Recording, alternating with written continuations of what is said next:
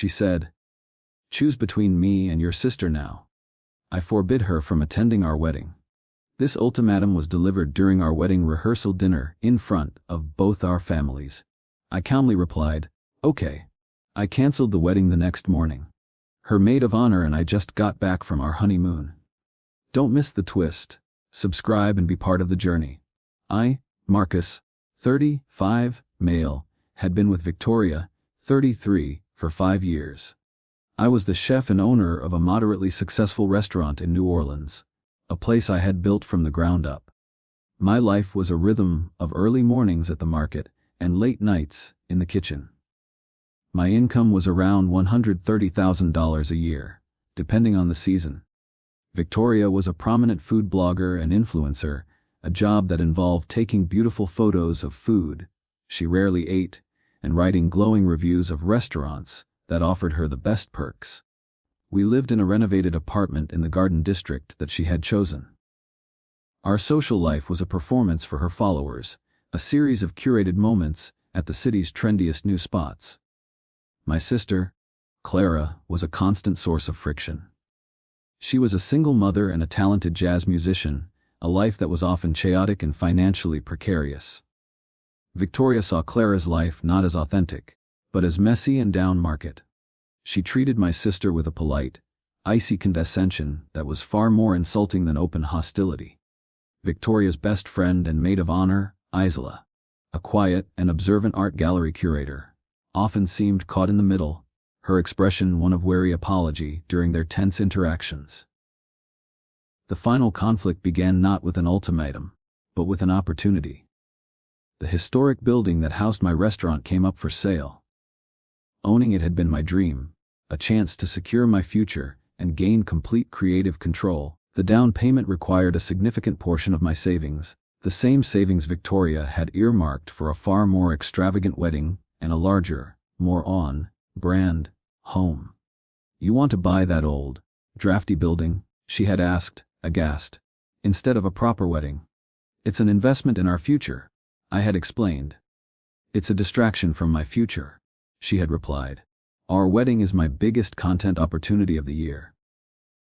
Update 1, I decided to move forward with the building purchase. I told Victoria I could secure a business loan that wouldn't impact our personal savings as much as I had feared. It was a partial truth. I was, in fact, liquidating some personal investments and funneling the money into a new, separate business account she didn't know about. She remained dismissive. "I just don't see the point," she would say to her friends over brunch, loud enough for me to hear. "It's so much responsibility. He should be focused on us right now." Her friends, a chorus of other influencers, would nod in agreement. They saw my practical ambition as a lack of romantic devotion. Isla was the only one who understood. "She's always been like this," she told me quietly at a gallery event. "She sees everything as a prop for her own story." Her words were a small, sad confirmation of what I was beginning to accept. The day after that conversation, I met with a commercial real estate lawyer to begin the official purchasing process for the building. I was securing my foundation, both literally and figuratively. Update 2, the tension came to a head at our rehearsal dinner. We were at a private room in a historic French Quarter restaurant. My family, including Clara and her young son, were on one side of the long table. Victoria's family and friends were on the other. The mood was thick with a polite, strained formality. Victoria, perhaps feeling her control over our finances and future slipping away, decided to force the issue. She stood up, a champagne flute in her hand, and delivered a toast that quickly devolved into a series of thinly veiled insults aimed at my sister's lifestyle. It culminated in her turning to me, her face a mask of cold determination, and delivering her ultimatum. She forbade my sister, my only sibling, from attending our wedding. The room fell into a stunned silence. My mother gasped. Clara's face went pale. Victoria looked at me, a smug, triumphant smile on her lips. She believed she had cornered me. She believed that in front of everyone, I would have no choice but to submit. My calm, simple, "okay," was not the answer she expected. It was not an agreement. It was an acknowledgement. I was finally seeing her for exactly who she was. Update 3. The next morning, I made a series of phone calls that dismantled the life we had built. I called the church and canceled the ceremony. I called the hotel and canceled the reception. I called the travel agent and canceled the lavish honeymoon to Tahiti. I then called our landlord and gave notice on our apartment.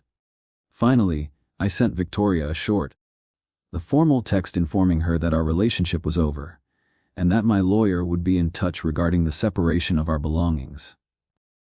The backlash was a digital hurricane. Her social media exploded with a carefully crafted narrative of a heartbroken bride, to be callously abandoned at the altar by a cold, unfeeling man who chose his dramatic family over her. Her followers descended upon my restaurant's review pages with 1-star ratings and vicious comments. I ignored it all. I packed my bags and moved into the small apartment above my restaurant. It was simple, a little noisy, but it was mine. A few days later, I received a text from Isla.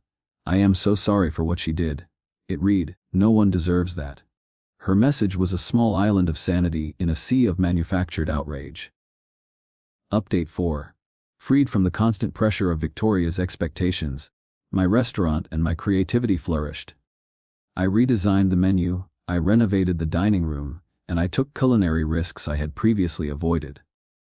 With the security of owning the building, I felt a new sense of freedom. The restaurant became not just a business, but a true expression of my passion. Isla and I began to talk, first through text, then over quiet cups of coffee. She told me stories about her long, complicated friendship with Victoria, a relationship marked by years of her friend's casual cruelty and self-absorption.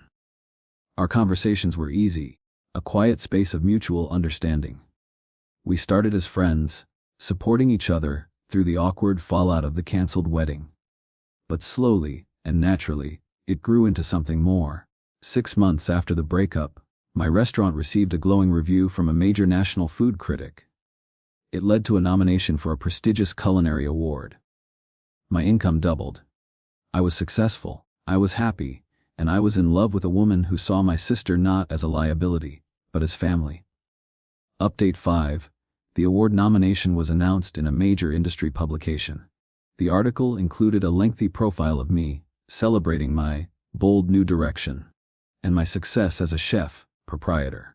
The story, and the accompanying photos of my newly renovated, thriving restaurant, were impossible for Victoria to ignore. Her messages, which had been silent for months, started again.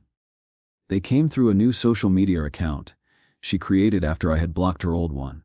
They were a bizarre mix of congratulations, feigned remorse, and bitter accusations. She claimed she had been under immense pressure, and that she had made a mistake. Her old friends, the ones who had been her loyal chorus, began to quietly distance themselves from her. They had seen her increasingly erratic online behavior and contrasted it with my quiet, professional success. The narrative she had so carefully constructed was beginning to unravel. Update 6. She appeared at my restaurant during a busy Friday night service.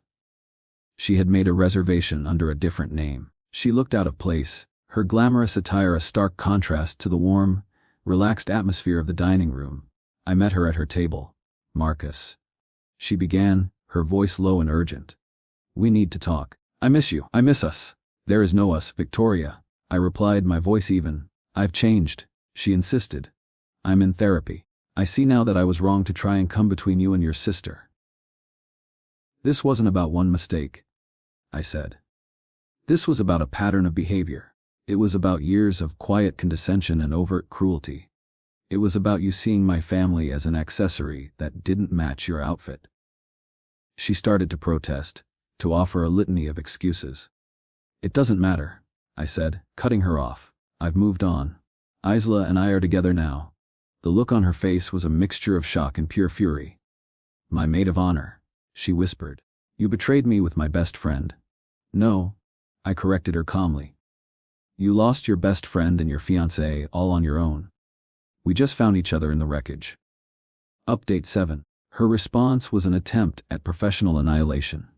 She used her significant platform as a food blogger to launch a vicious, targeted attack on my restaurant. She wrote a scathing review filled with outright lies about food quality and sanitation. She encouraged her followers to flood review sites with negative ratings. The attack, however, had an unintended consequence. The New Orleans culinary community is a small, tight-knit family. Other chefs, food critics, and loyal customers who knew my work and my reputation came to my defense. They responded to her posts, refuting her claims and calling her out for what was clearly a personal vendetta. The final, fatal blow to her credibility came from Xyro. On her own personal, and much more respected, Art World social media account, Xyro wrote a quiet, dignified post. She didn't attack Victoria.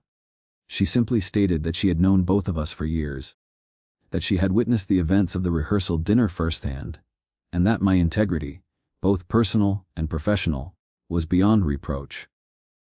Coming from her maid of honor, the post was a devastating refutation. Victoria's campaign collapsed. She deleted her review and her accounts went silent. Update 8, a year later, my restaurant won the award. Xyro and I were married in a small, beautiful ceremony at her art gallery, surrounded by close friends and family, including a radiant Clara and her son. We used the refunded deposits from the first wedding to fund a month-long honeymoon, eating our way through Spain and Portugal. Our life was a quiet, happy partnership. I received one last email from Victoria, sent from a generic account. It was a short, bitter message of regret, not for her actions, but for her own misfortune. She blamed me, she blamed Xyro, she blamed my sister. It was the rambling, incoherent diatribe of someone who had lost everything because she could never see beyond herself. I read it, then deleted it without a reply. Final update.